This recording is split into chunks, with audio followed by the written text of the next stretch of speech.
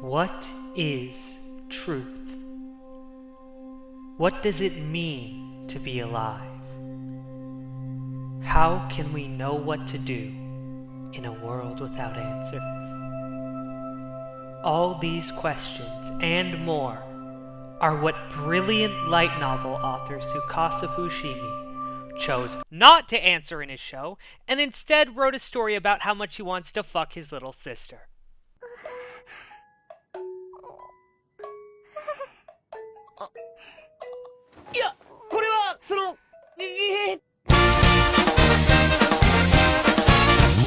Eromanga Sensei is one of those shows that's just kinda easy to pick on, because so many people know how fucking weird, creepy, and poorly written it is. So, it's a good starting point for us. Now, is targeting such an already mocked show with so many obvious flaws in it a low blow? Yes, but I really don't care. Eromanga Sensei is the story of young light novel author Masamune Izumi. His father remarries after his mother dies, and then his stepmom and dad both proceed to die shortly after that. I've never met someone clumsy enough to lose 4 parents. My personal best is just one.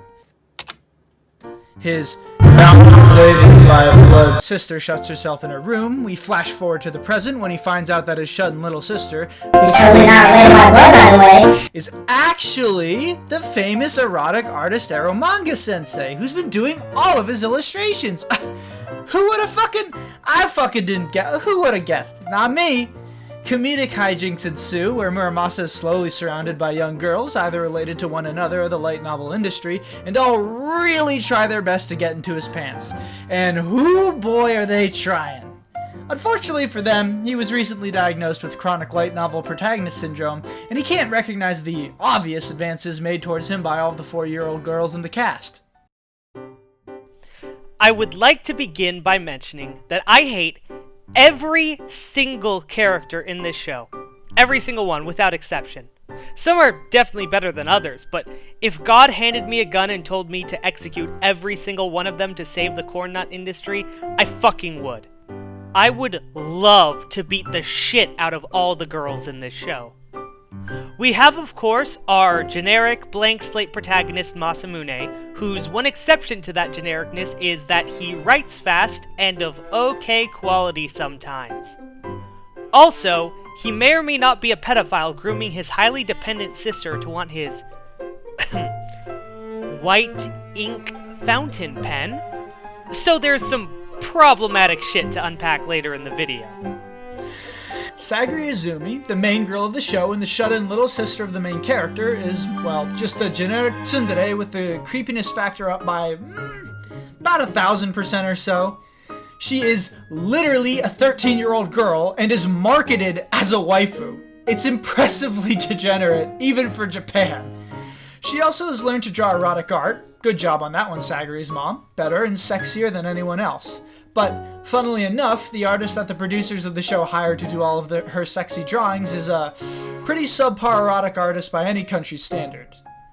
She is also incredibly dependent on Masamune for food and to pay for the various bills that she incurs. Now, since she's so obviously a child and dependent on Masamune for her very survival, does this make the relationship between the two creepy? Yes! Well, unless you're a professional Smash player, of course. Thanks for that one, Nairo. It is genuinely fucked up watching these two characters interact, knowing that they have such a skewed power dynamic and just how easily Sagiri can be taken advantage of, and, well, probably is. Anyone who remotely thinks that the idea of having a sexy, overly dependent underage sister is hot is a genuine fucking creep. Well, knowing the author, not really sure what I was expecting. We also have Elf Yamada, who is genuinely the most annoying and infuriating character in the show. She's a stuck-up bitch with 0 character development beyond, oh well, she's actually nice sometimes, and I absolutely hate every frame she's on screen. There really isn't much to say about her, except she's an asshole and she can go fuck herself. Then there's Geno. No, not the one that'll never be a playable fighter in Smash, the other one. Geno Megami is a character designed around being a fake anime fan, or a normie, if you will.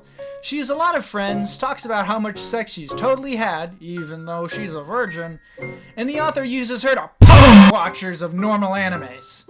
We'll get to one of the most ham-fisted scenes in the show later, but for now let's talk about the time that the author makes fun of people who read One Piece because it's mainstream. Like, when I ask someone, hey, what video games do you play? And they say something like Call of Duty or Animal Crossing, I'm not like, wow, what a fucking normie. Well, I am, just not to their faces. Play SCP Secret Lab, you normies.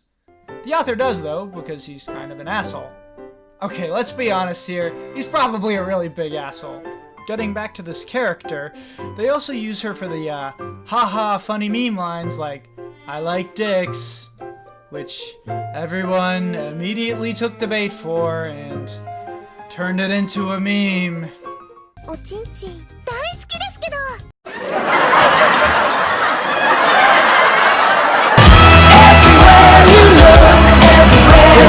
And finally, bringing up the rear, we have Senju Muramasa and Kunimitsu Shido. Muramasa is the standard, quiet, traditional girl in a yukata. Nothing really special on that front, except she's also a writer, and she also wants to fuck the main character. And Kunimitsu Shido, who they use to make as many homophobic jokes as possible, while hinting that he might be gay. His entire character revolves around him thinking that the main character is gay, and then him being aggressively homophobic towards him, and also occasionally making him do something a bit gay, like drunkenly hanging on to a guy he thinks is gay, to hint at him being secretly gay. If you're wondering if there are any other vaguely important characters, there are, I just don't care, so I'll keep it brief. Childhood friend, editor, bisexual elf man, everyone else matters 0% in the story. This show is occasionally, sometimes, funny. Every episode, one or two, maybe slightly funny jokes manage to slip through the cracks. 回覧板届けに来たんだ。俺んち隣なんだよ。はあ、そんな偶然。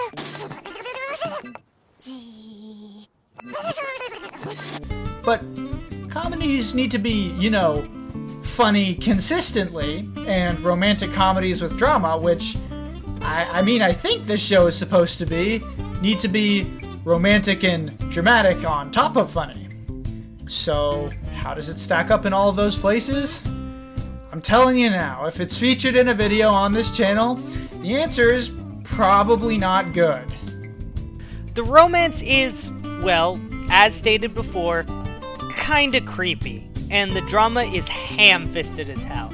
The story is so predictable. I literally predicted the whole, they actually talk to each other as kids, way before it actually happened. We know this author, and this dude's gonna end up fucking his sister. Spoiler for the future of the series, by the way. The drama is essentially a shut-in gaining the confidence to leave her goddamn room. By the way, we don't see a bathroom in her room, so if she's never left her room, where does she shit?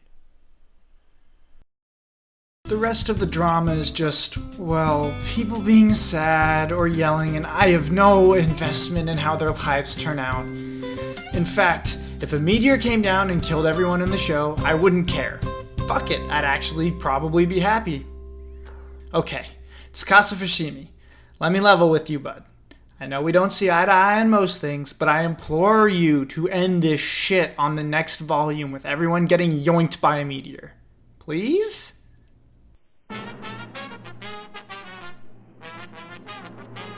The animation's pretty good. Not amazing, but nice to look at. It has the classic, A1 decided to put in some effort for once look about it. If you can get past the grotesque amount of fan service of underage children that's included in the show, it actually looks pretty alright. The character designs are semi-recognizable, while still looking mostly realistic and normal. It's overall a pretty well-animated show. This author has a tendency to make up characters which serve as placeholders for the arguments he has in his head with people who don't like the same stuff he does. It was present in Ore Imo when Kyosuke epically owned Ayase with facts and logic on why anime doesn't cause violence. nuts. Here, we have something similar. A scene where Masamune and Megumi go into the store where Tomoe, the childhood friend by the way, works. Tomoe is the self-proclaimed mistress of the light novel section and won't tolerate any disrespect towards the medium. So when Megumi sees the light novels and calls them creepy otaku novels, Tomoe activates sicko mode and tries to murder her.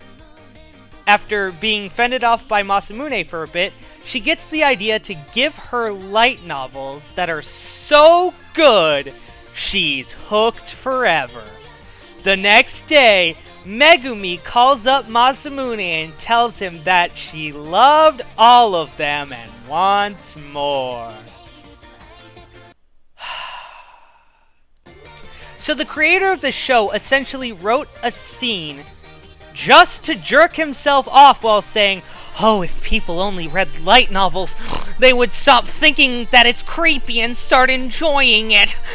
The author wanted to destroy people who hate light novels with facts and logic. So he wrote a character and a scene that served that purpose, so that the shut-ins at home who eat this shit up could start cheering to themselves when the normie is epically old and dedicates her life to being a weeb.